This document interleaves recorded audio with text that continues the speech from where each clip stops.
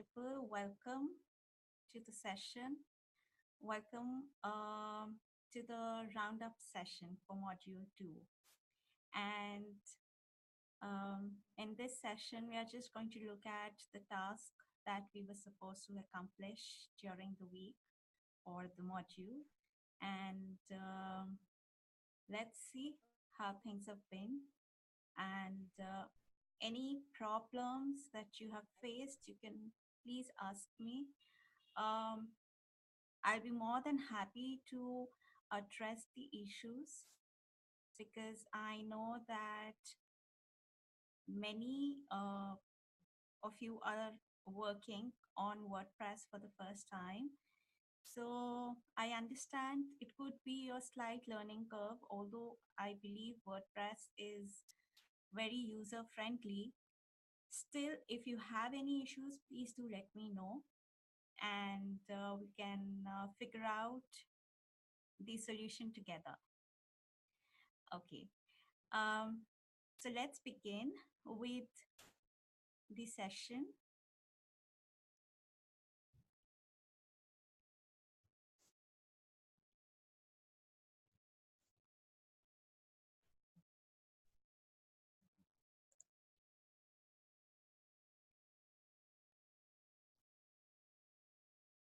This is the wrap up of Module 2, and in this week, we discussed about database and overview of the WordPress dashboard.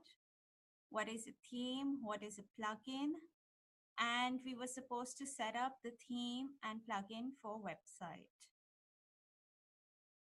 So what is a database? A quick wrap up. Database is a collection of logically organized data, which is in the form of information. Database contains tables. Tables have rows and columns. Tables form the structure for storing data. And data is stored in tables as records in rows and entities in columns. That is the attributes of the specific object or entity that you want to store is specified in the columns, and the details pertaining to each and every user is stored in the as records in the rows, and combination of rows and columns are used to fetch data from tables, because then is when we specify what exact data do we need and for which user do we need it. So WordPress dashboard, we checked into the back end of the WordPress dashboard, and settings, pages, posts, media, comments. These were the options that we discussed in the previous session. Then was the theme, and theme is the layout of the website. So we had to select the theme as per our requirement, for which I have put up a video tutorial, which you can check out on how to select a theme for your website. And then we're supposed to customize the homepage blog color for the entire website and typography. All this can be achieved from the customize option in the dashboard next to the theme. Plugins are additional features, and we can select them as per requirements. So required plugins include anti-spam plugin, security plugin, SEO, that is search engine optimization plugins, and analytics, which helps us to visualize the performance of our website. If you have it open to public and you want visitors on your site, then analytics of your website really help in that. We have not been able to set up plugins because the free plan does not allow us to add additional plugins. Jetpack is one plugin which is already installed. And apart from that, we are not allowed in a free plan to add more plugins. But in future, if you ever plan to upgrade, then you can look into these plugins for your website. Task was to set up the theme and to add content, that is pages and posts. And as far as I have seen in the discussion forums, many of you have managed to add content. We will continue to work on building the website all throughout the course. That is till week 5. We will continue to work on that simultaneously as the course progresses on to other topics. But please continue to add content so that by the end of week 5, we have a substantial amount of content on the website, and we can look into launching the site and making it available to your learners. So I will just look into the guidelines.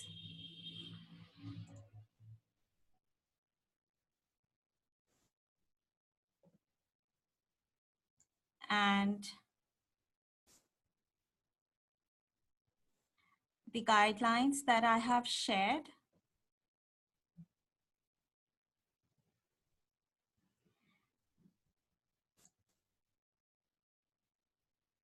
about adding the content onto the site. So in the announcements discussion forum, I have added the guidelines for the same. First of all, you need to plan a strategy for the layout and content of the website. What this means is you have to make sure what all content do you want to upload. Is it a course or is it a worksheet? Is it going to be a combination of worksheets for various topics within the subject that you teach? Is it going to be about resources? And resources could include documents that you could be creating by yourself, or it could be links to other authentic sites and articles available on the internet, which you probably want your learners to check out. Or it could be a collection of links for YouTube videos that you want to share with your learners. So what all exactly do you want to share and put up on the website? That has to be planned first of all, because accordingly you will be making relevant pages for the website. After doing that, after outlining the content that you want, then you need to do a dry run of the menu items that you want to make available for the user. What this means is whether you want a sub menu item or you want only single menu items. For example, this here, my courses, is a menu item. And this is the drop down list where we have sub menu items, that is the dashboard and tryout with IQ and the other courses that I'm enrolled for. So these are the sub menu items within the main menu item, that is my courses. Similarly, you will have to plan out if you want, suppose you have courses, and within courses, you could have one menu item for courses, and then you could have sub menu items for different pages that link to specific course that you would be offering, or a specific topic that you would be adding content for or resources for. So all that needs to be planned out beforehand. Next is Write an appropriate name for the menu item. This can be different from the page title. For example, if you have a page by the name of schedule a meeting, which could be a very big uh, label to fit into a menu item. So you can customize the navigation label as schedule and link it to the page for schedule a meeting. Okay, this I will demonstrate in a tutorial that I will create, and so that will make it more clear, I believe. Next is page title should be more meaningful. Navigation label can be a succinct form of the title. So this is what we talked about. So coming to the pages and blog posts.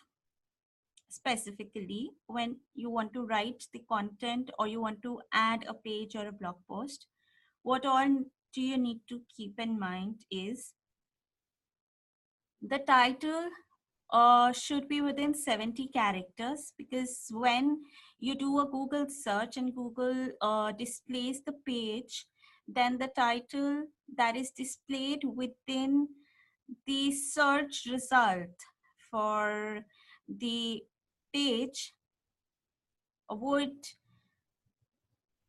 not be longer than 60 to 65 characters.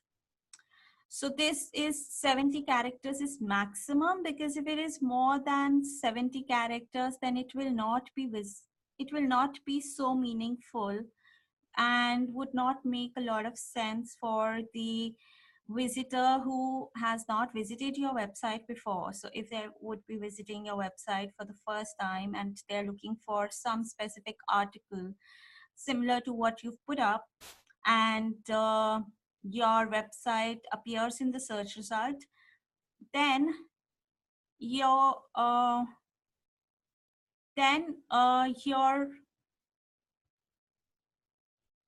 specific title should be visible enough for the user. Next is give a meaningful title to the page or the blog post that is relevant to the content that you're putting up. And just think of it as somebody who does not know much about your website or does not know much about your work. And so they should be able to understand it at a glance, that what they can expect in that specific page, on that specific page. Next is the post must be at least 800 to 1200 words. So write long posts which can help the search engines to understand. Basically, the AI would try to understand what is there in your article or in your post and collectively on your website. So the more content you have, better it will be for the bots to get the website onto the relevant search result. Next is write the title and content on a Word document or Google Docs, wherever you prefer. Do a proofreading before taking it to the website so that you are doubly sure of everything that you've written, especially the title, because once you publish a post or a page with the title, then they get a permalink next to it. And we look into it in a while. What is a permalink? Which once published would get a permanent address on the internet. And after that, if you feel like deleting that page or post, it would delete the post content, but the link would still be there. And then it would result into um, a redirect error, which would not be very user friendly. As we talked about, everything on the internet is revolves around user friendliness. So similarly, to avoid a situation where it could be unfriendly for a user to come across a post that does not exist, you should avoid deleting a page or a post after it has been published. Although it is possible, technically it is possible to do it, but you should avoid it. Without getting into a lot of technicalities, this is a reason why you should avoid it, so that it does not get redirected to a page where the content does not exist, because the link would still exist. Next is use high resolution images. In the video for customization, I have added options where you can look out for high resolution images, that is Pixabay, Canva, Trello. These are free websites, and you can freely use the images from these websites, which have Creative Commons and are copyright free. So you can use them on your website. Next is to use keywords in the title. So suppose you want the user to come across your website or your article or blog post in the search result. You just have to imagine what the prospective user would type in the search in the Google search engine, and use those search words as keywords in your title. For example, I want to learn business English, and I would search on Google for a platform to learn business English. So you can write a blog post around it or add it in the title of your website itself. Platform for learning business English could be a tagline. And so something similar to that you can add as a tagline and write blog posts around these keywords, so that when Google searches all the websites for a platform for teaching or learning business English, then your website would be a potential search result for the Google search bots. So thus, keywords are important. You should use the same keywords in the content as well, within the article or the page. Next, you should have only one H1 heading, which is the same as the title and picked up by the WordPress automatically. So you do not have to do formatting for H1. But you should have H2 headings in your blog posts and your pages. Add bullets and headings, which could be H3 and H4 in the content to give some formatting to your page. So basically H1, H2, H3, H4 are the different sizes of headings that we have in HTML, which we will see in the next week.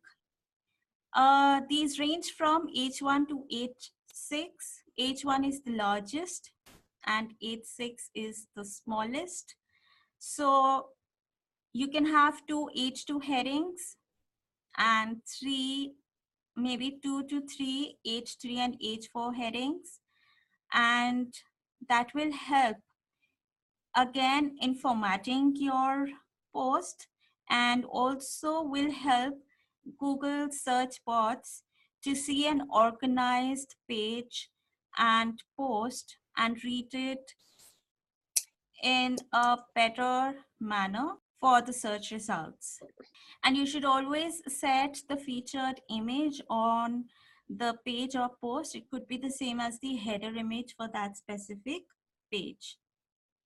Before hitting the publish button, make sure you have done a hygiene check of the post and page title and content that you're about to post. So these are a few guidelines which you should keep in mind while writing the content for your website. And this could be a little tedious in the beginning, but once you get used to it, then it will ultimately help you and your website in a large way, because these small little things, if you keep in mind, they will not only organize your website better, but they will also help you in getting a better index in the search results. Next, we will see the WordPress site. So this is my WordPress site that I have developed. And I have already created a video around customization, which you can check out on the Facebook group if you've joined in. If you haven't, please join in the Facebook group as well. And here under week 2, supplementary reading, you can see website customization through themes. So this is the URL for the video tutorial that I've put up for customization. Hello, I hope everybody has been able. So I won't run through this, as you can check it out on your own, and I hope that will help. I will walk you through the WordPress site. Here is where we have to check out the permalink. As I said, we will just look into that. So suppose contact is a page that already exists.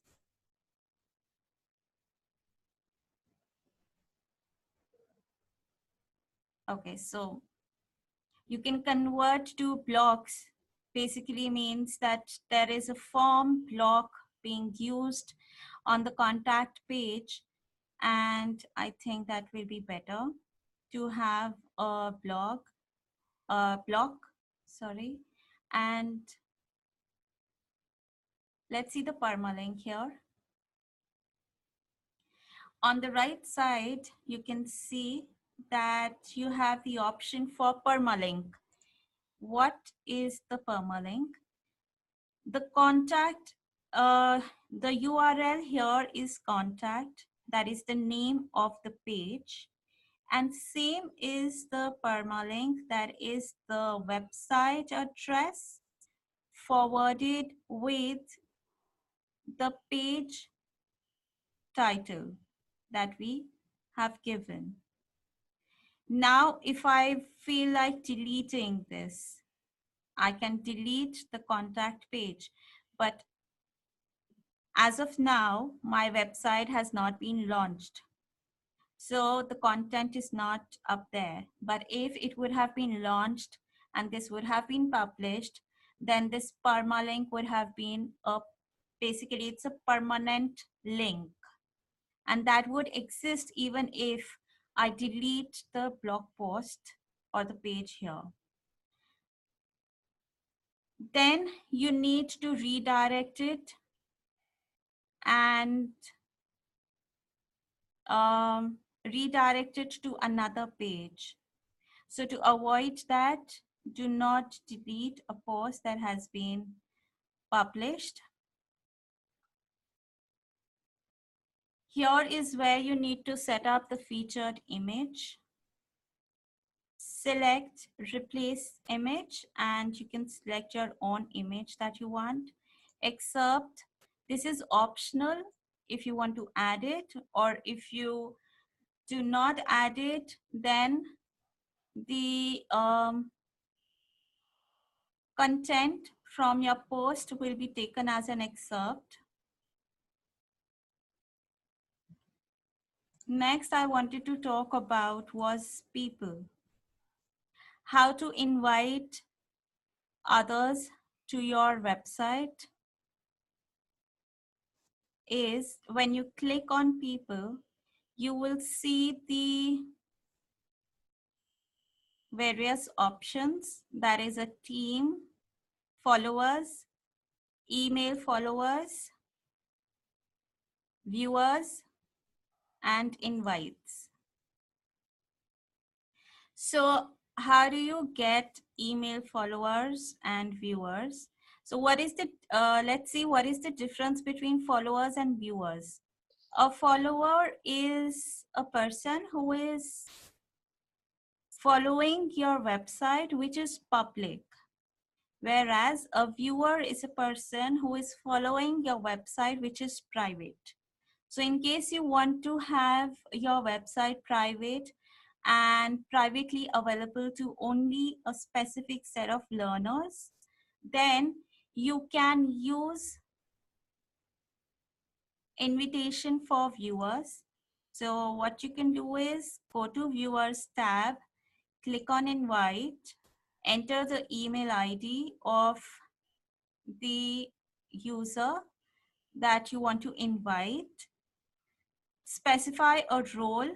There are various roles that are available on a WordPress site. Administrator has everything under the umbrella, so they have all the rights, they have everything available to them. Editor cannot work around with settings, but they can edit posts, add pages and posts, and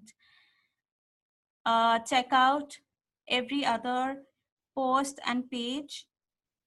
Author can write and publish posts only that they have written, and they can manage those posts, but they cannot work around with the other posts which they are not the author of.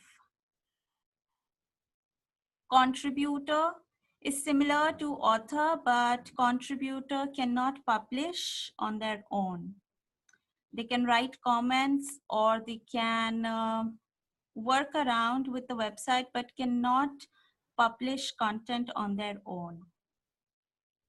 And a viewer could be a viewer or a follower. A viewer would be for the site that is private.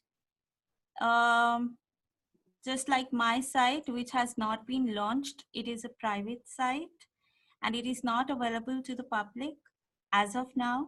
So I can invite somebody as a viewer. And you can also write a custom message while sending an invitation. So once you add the email ID,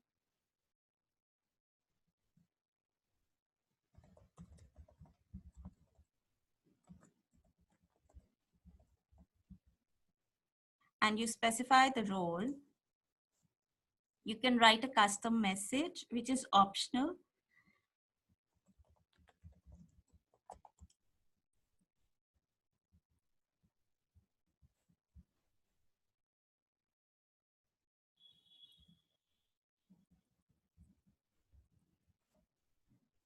And click on send invitation.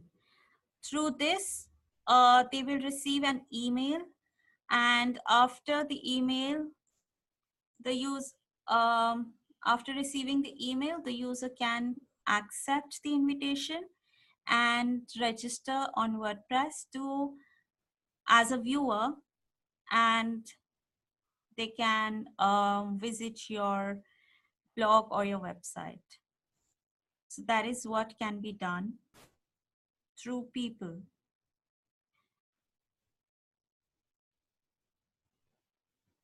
For the other part of adding blog posts and site pages, I will be creating another tutorial, just like I created for the navigation, for the customization of website through theme. Similarly, I'll create another video tutorial for adding content. So that's about this session. And if you have any queries, any questions, doubts, please let me know in the chat, or maybe you can unmute your mic and talk.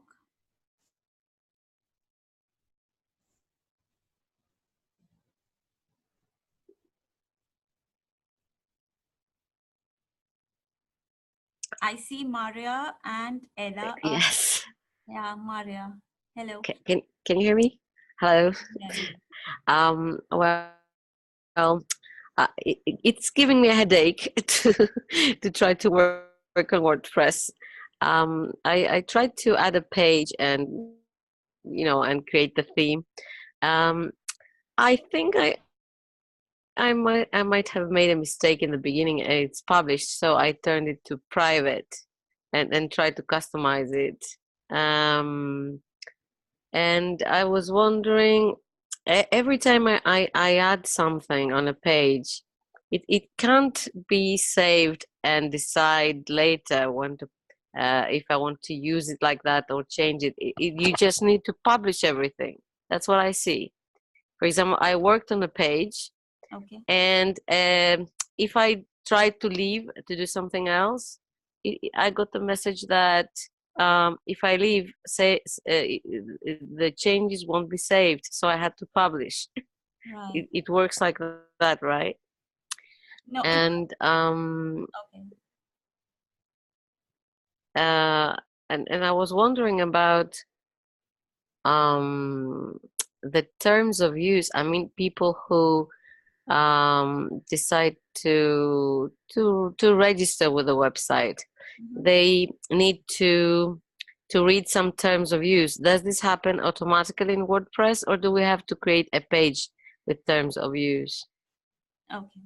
I'm talking about the GDPR code and I understand. generally, in every site when you try to enter the website, and there are terms of use that you have to accept. Right. Do we have to write those, Okay. or is it automatically generated? All right. So you have two questions. One is to save the content that you've added without publishing it.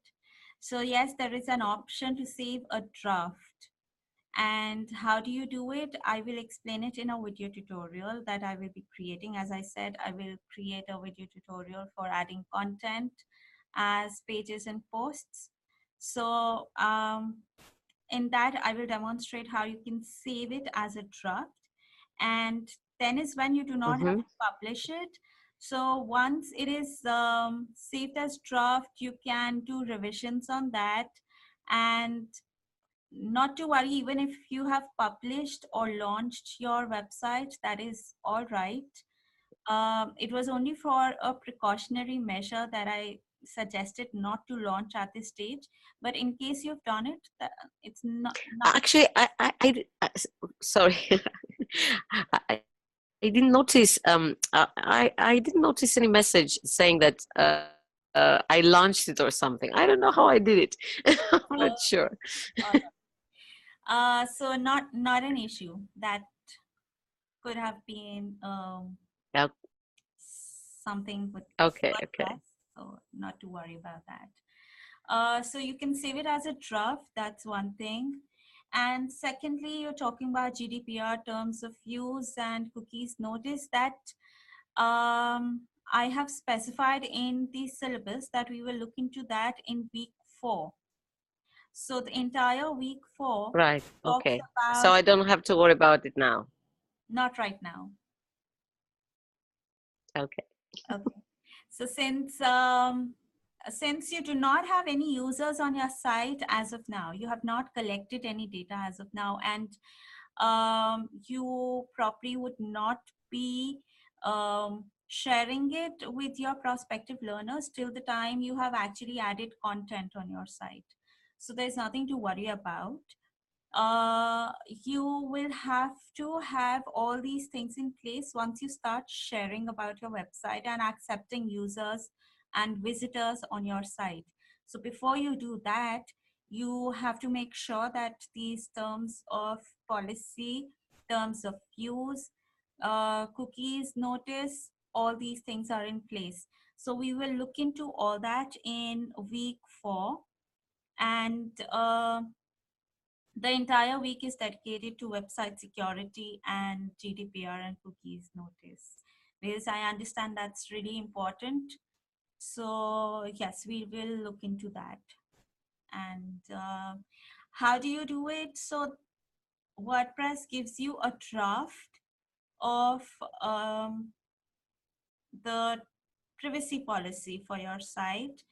They have a draft which you can customize according to your website. So what all you would be accepting and uh, working along with on your website, you can specify those details in that specific privacy policy.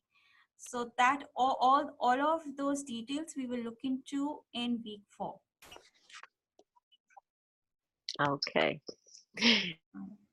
Thanks a lot. You're welcome.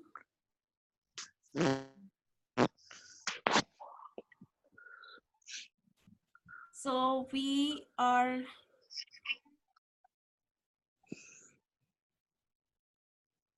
going to talk. Ella, you have something to ask or talk about?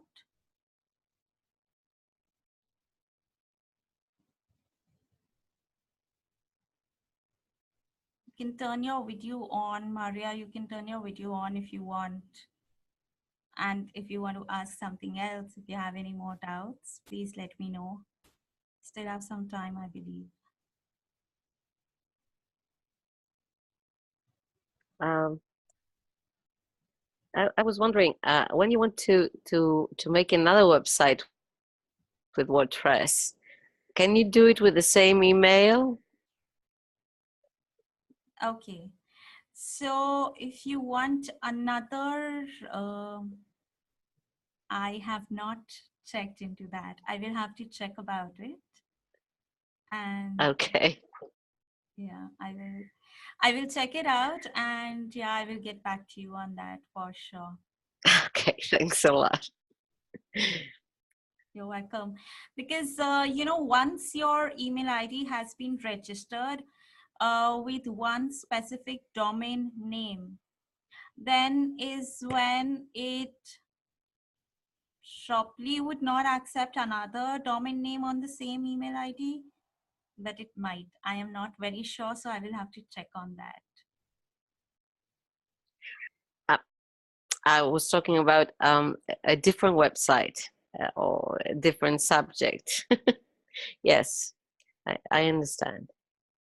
Okay, but do you mean it on the same platform, like on WordPress.com itself? For example, yes, on WordPress.com, but for example, this website is educational. The other one might be something different. That's what I mean. Okay, okay, all right. I think that should be possible, but yes, again, I will check out the details and let you know. Okay, All right. thanks a lot. Welcome. So I think anything else you want to ask about? Nothing else springs to mind at the moment. Okay, so I hope you are developing your website with more pages and content. Well, yes, I'm still in the beginning. I haven't written any posts. Do you have to to write your own posts all the time, or can you, for example, post things that you have seen, articles that you have read and you find interesting? Is it already to use these kind of posts as well? Yes, of course, you can use them as resources. As I said, so you have to plan out, you have to basically strategize what and how much of content you want to have on your website. So suppose you want to share some resources with your learners, which could be external links, as you said. You can probably have a page dedicated to resources for that, for those topics, those WordPress. links, you know.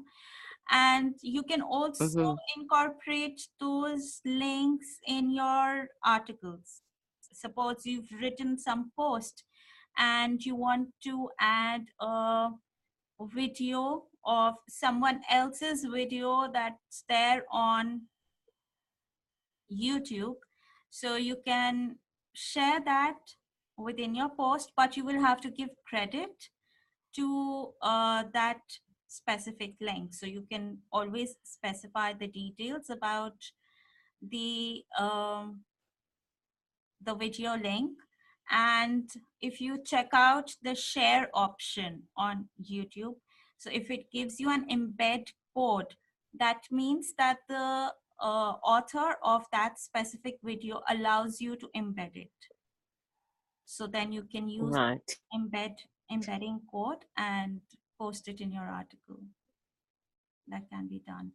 And I see. yeah, of course. And you can share the links to other articles as well. So that is not an issue. But it's just that, you have to make sure, why do we create content and why do we, um, put in so much of effort in making our own stuff, is because we want our users to connect with us. That's one thing. Secondly, technically, we want them to be on our platform, that is our website, to the maximum. Okay. So that the viewer's time that is being spent should be more on our site. You know, Right. so if you Yes. share a link that is to an external site, then somebody visiting your website would come to your website, of course, see that link, and when they click on that link, they will be redirected to someone else's website. Then True. the viewing time on your website will be reduced, and it will be shifted to the other person's website. So that is all right to some extent. Of course, you can add it for variety, and you can add it for, it also helps your website when you link to other authentic websites. So that is good to some extent, but it should not be extensively done. Yes. Yes, I understand what you mean. Yeah. Sorry. Okay. Okay. And so I will create a video around all of these queries, and I will try to address all the issues, maybe in a day or two. And I will post the link again in the Facebook group and on Moodle for Teachers, so you'll be able to check it out. Okay. Okay. So Thank you. you're welcome. So Ella, do you have something to ask? Do you want to say something? Um, I can hear you, but can you raise the volume of your mic?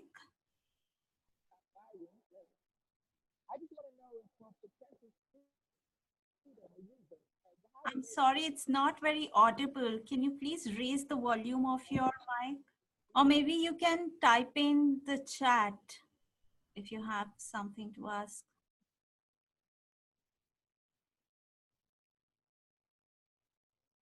Would a potential user or a student be assigned as a viewer? Yes, you can, because a viewer would be somebody who is coming to your site when it is private. If you plan to keep your website private and restrict it to only n number of users, then you can invite them as a viewer. But if you plan to make your website public, then you can invite them as a follower. So in both the scenarios, whether it's a viewer or a follower, you can invite them. And yes, your potential learner could be a viewer or a learner. That's the exact role that you should specify for them.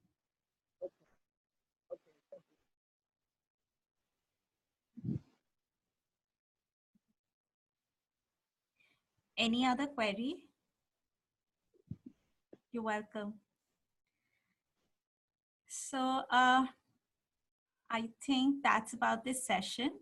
And I will share the recording of this session and the other video tutorials soon. So thank you everyone for joining in, and hope to see you in the next. Thank you too. Thank you. And hope to see you in the next session that is going to be about coding.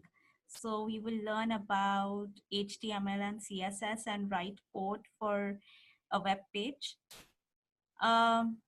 So continue working, and you can continue working on your website parallelly. So yes, see you. Thank you so much. See you. Bye. Bye. Thank you.